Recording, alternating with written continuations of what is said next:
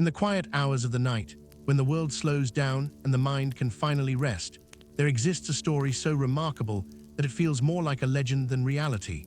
This is a story about a boy from a small Argentine city who would go on to become perhaps the greatest athlete the world has ever witnessed. But this is not a story about fame or fortune. This is a story about quiet determination, humble beginnings, and the extraordinary power of simply being yourself. Before we wrap up, if this breakdown saved you a few hours of headache, the best way to say thanks is to smash that like button. It genuinely helps the algorithm show this to other people struggling with the same issue. If you don't want to miss the next one, hit subscribe and turn on the bell. Close your eyes for a moment and imagine a young boy with big eyes and small feet running after football on the dusty streets of Rosario, Argentina. Picture the sun setting over the rooftops, painting the sky in shades of orange and pink. The sound of children laughing and the rhythmic thump of a football against the pavement fills the air. This is where it all began, in the most ordinary of places, with the most ordinary of circumstances. The date is June 24, 1987. In a small hospital in Rosario, a baby boy is born to a working-class family. His parents, Jorge and Celia, name him Leonel Andres Messi. He is the third of 4 children, and from the very beginning, there is something different about this child. He is quiet, observant, and when he first holds a football in his tiny hands, something clicks into place, as if the universe has finally found its purpose. Rosario in the late 1980s is a city of contrasts. There is the beauty of the Paraná River, the bustling markets, and the proud working-class neighborhoods. But there is also poverty and struggle. The Messi family lives in a modest house on a street called Estados Unidos, not far from the railway tracks. The house is small, the furniture is simple, but the love within those walls is abundant, and there is always a football nearby. Leonel's grandmother, Celia, is the first person to recognize his extraordinary talent. She watches him play in the backyard, darting between his older brothers with a grace that seems impossible for his age. She sees something special, something magical, and she insists that the family take him to play at the local club. Grandmothers have a way of knowing these things, and Celia's intuition would prove to be remarkably accurate. At the age of 4, Leonel joins a local team called Abanderado. The other children are bigger, stronger, and more aggressive, but Leonel has something they don't possess. He has an instinctive understanding of the game, a way of moving with the ball that seems to defy physics. The ball sticks to his feet like it's glued there, and he weaves through defenders as if they are standing still. The other parents watch in disbelief, wondering how this tiny child can make the older boys look so foolish. By the age of 6, Leonel is playing for a team called Grandoli, managed by his father. The matches are played on dusty pitches, with makeshift goals made from whatever materials are available. But to Leonel, these are the biggest games in the world. He plays with pure joy, with the freedom of a child who hasn't yet learned to fear failure. The goals come easily, the applause is warm, and life is simple and beautiful. But even in these early years, there are shadows. Leonel is small for his age, and his size sometimes makes other children laugh. They call him the Flea, a nickname that would follow him throughout his career. He doesn't mind the name. He learns that his size gives him an advantage, allowing him to move with a low center of gravity and change direction in ways that taller players cannot. His body is his instrument, and he is learning to play it beautifully. The Messi family is not wealthy. There are many mouths to feed, and money is always tight. Jorge works long hours in a steel factory, and Celia cleans homes to help make ends meet. But they never let their children go without food or love. When Leonel needs new football boots, his parents sacrifice their own needs to provide them. The boots are always a little too big, with thick socks stuffed in the toes to make them fit. But Leonel doesn't mind. He knows his parents are doing their best, and he is determined to make them proud. By the time Leonel is 7, he has joined a club called Newell's Old Boys, one of the most famous clubs in Argentina. This is a step up, a chance to play on proper pitches with organized teams. The coaches immediately recognize his ability, and he is placed in the youth system. On the training ground, he is a joy to watch, his eyes always alive with the excitement of the game. The other boys respect him, and some even fear him, because they know that when they play against him, they are in for a long afternoon. At Newell's, Leonel forms friendships that will last a lifetime. He plays in the streets with his friends, sometimes until the streetlights come on and their mothers call them home for dinner. They don't have much, but they have football, and that is enough. The games are played with passion and laughter, and every goal is celebrated with the same joy as a World Cup winner. Leonel's greatest supporter is his grandmother Celia. She never misses a match. She sits on the sidelines, cheering and shouting encouragement, her eyes shining with pride. She believes in him absolutely, and she often tells him that he will become the best player in the world. Leonel smiles at these predictions, thinking they are just the words of a doting grandmother. He has no idea how prophetic her words would turn out to be. Tragically, Celia would not live to see her grandson's greatest triumphs. She passes away when Leonel is just 10 years old, leaving a void in his heart that would never fully heal. Her memory becomes a source of strength for him, a reminder of the love and belief that shaped him. When he scores a goal, he often looks up toward the sky, a silent tribute to the grandmother who saw his potential long before anyone else did. But now a shadow appears on the horizon. Leonel's growth seems to have stalled. He is far shorter than his teammates, and his parents begin to worry. Doctors are consulted, tests are performed, and the diagnosis is devastating. Leonel has a growth hormone deficiency, a condition that requires expensive medical treatment. Without it, he will remain small and may never be able to play football at a high level.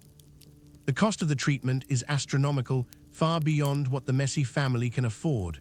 Jorge and Celia are devastated, but they refuse to give up. They approach Newell's old boys for help, but the club, despite recognizing Leonel's talent, cannot afford the treatments. The family is at a crossroads, facing an impossible choice. News of Leonel's situation spreads through the football community.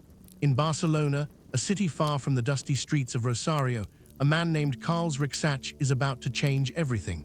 He is the technical director of FC Barcelona, and he has heard whispers of a boy in Argentina who plays like an angel. He watches grainy footage of Leonel in action, and his jaw drops. This boy is special, and Rixach knows it. An invitation is extended to the Messi family to come to Barcelona and try out for the club. It is a long shot, a dream that seems almost too good to be true. The journey is long and expensive, and the Messi family must make difficult sacrifices. But they believe in Leonel, and they believe in the power of a single chance. When Leonel first steps onto the training ground at Barcelona's famous La Masia Academy, he is nervous but determined. The facilities are unlike anything he has ever seen. The pitches are pristine, the buildings are modern, and the coaches are some of the best in the world. This is a different world entirely, and Leonel knows that he must prove himself. The coaches watch him carefully, assessing his technique, his speed, his vision. He is small, much smaller than the other boys his age, but they see something else. They see the way he controls the ball, the way he reads the game, the way his teammates seem to find him instinctively.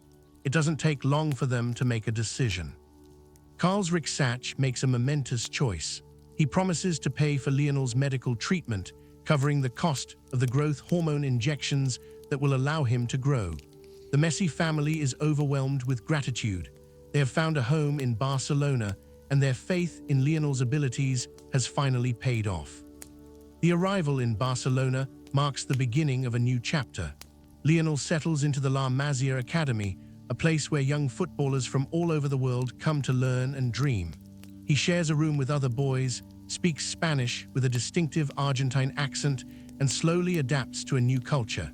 It is not always easy, but football is his constant companion. The growth hormone injections become a routine part of Leonel's life.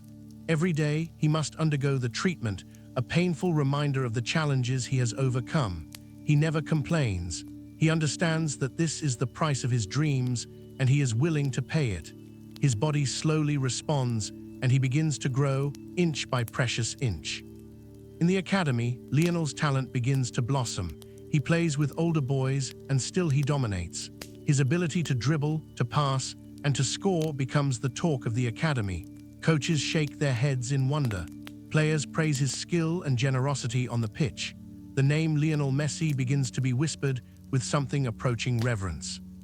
He is still quiet, still shy, still the boy who would rather let his feet do the talking than his mouth. But there is a fire in him, a burning ambition that no one can extinguish. He He has seen how close he came to losing everything, and he will never allow that to happen again. Barcelona is his home now, and he will do everything in his power to repay their faith. The first team calls. It is the 2004-2005 season, and Frank Rijkaard is the manager. He watches the young Argentine in training and makes a decision that will change football history. Leonel Messi will make his first team debut. The news spreads through the dressing room, and the players take notice. This kid, they say, this kid is something special. The debut is quiet, unremarkable to most, but those who watch closely see the signs. They see the sharp turns, the delicate touches, the way he always seems to find space where there is none. It is the beginning of a journey that would lead to greatness beyond anyone's imagination. The next few years are a blur of development and achievement. Leonel becomes a regular starter, playing alongside Ronaldinho, the most thrilling player of his generation.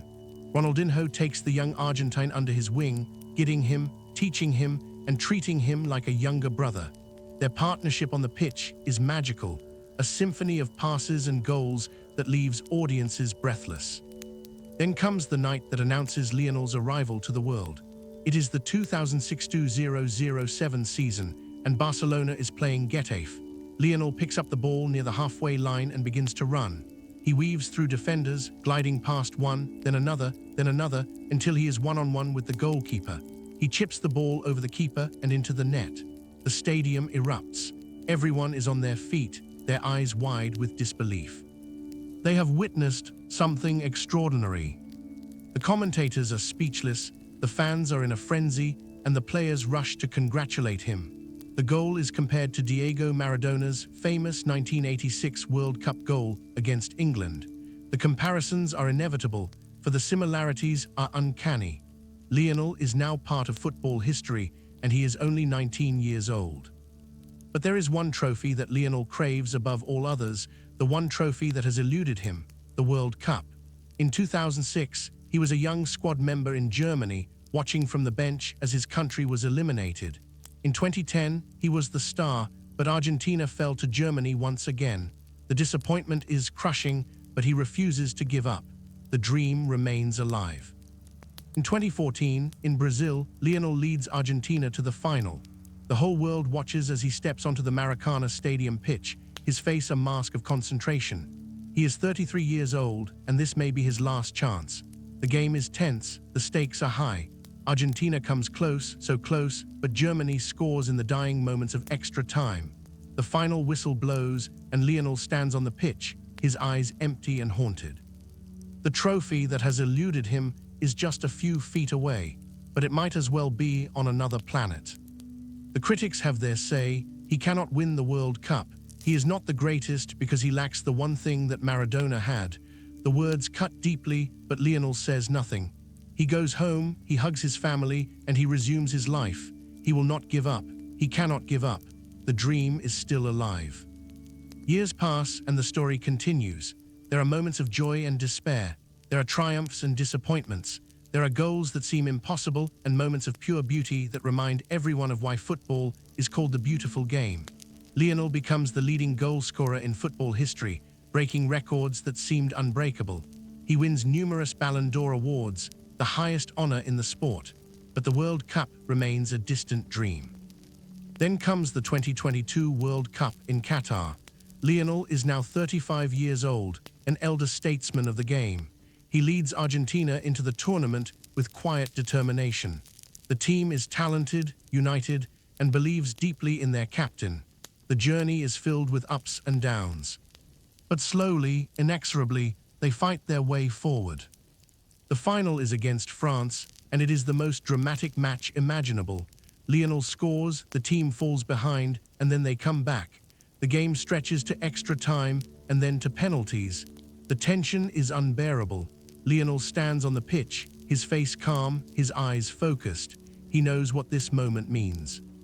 And then it is over. Argentina has won. Leonel Messi is a World Cup champion. The weight of 17 years of waiting, of all the disappointments and defeats, is finally lifted.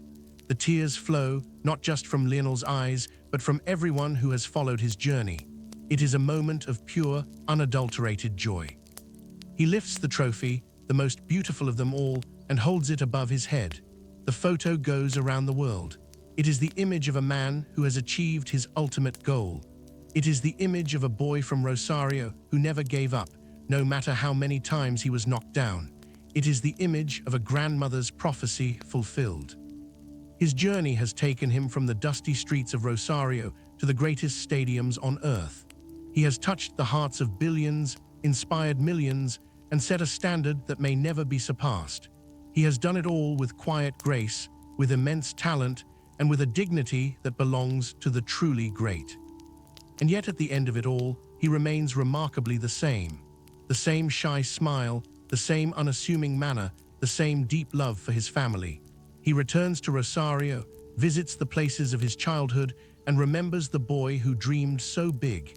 He visits his grandmother's grave and whispers a quiet thank you. The story of Leonel Messi is not just a football story. It is a story about the power of the human spirit, the strength of family, and the belief that no dream is too big. It is a story about quiet determination, about overcoming obstacles, about never giving up, even when the odds seem impossible. And as you lie here in the quiet of the night, listening to this story, you too can dream. You too can believe that something remarkable is possible. The next time you watch a football match, remember the boy from Rosario, the flea, the quiet genius who conquered the world. Remember that even the most ordinary of beginnings can lead to the most extraordinary of endings. Rest now and let the gentle rhythm of this story carry you into peaceful dreams. The world is full of magic, and sometimes the most magical things come in the most unassuming packages.